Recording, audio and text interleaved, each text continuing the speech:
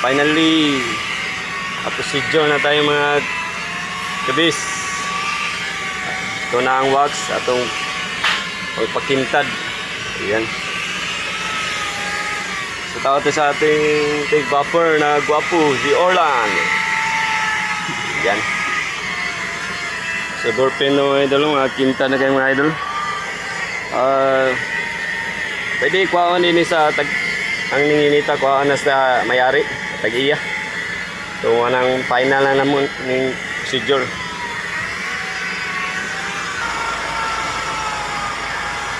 So yan na sa loob. Linis na pagana ng aircon. So sana yan mga kabis na itong talo na kuhaan flex mga kabis. Finally na mga kabis, release unit na for today, for today's vlog. Release unit na tayo. Sa taas at natin kapor na si part 1 was over pin. Ano sa was over pin mga kabis? Kabis was over pin.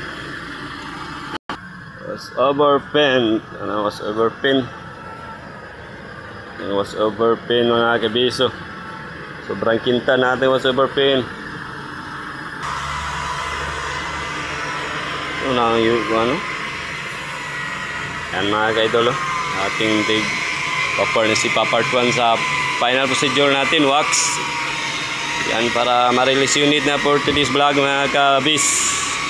Start sa ating gwapong tig vapor, part 1.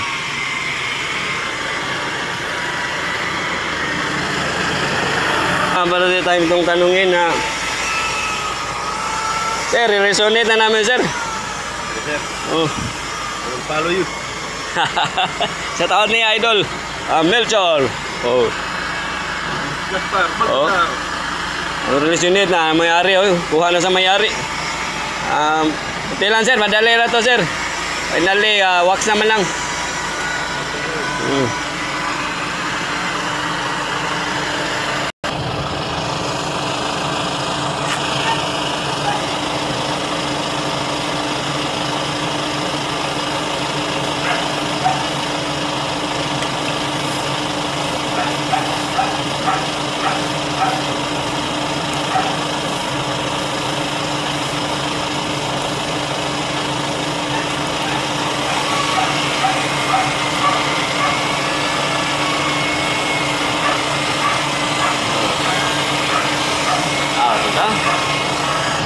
Oh mga ka-idol, iligid mga idol. Oh, gulong. Oh. Yan, thank you for watching mga ka-idol. Ingat po.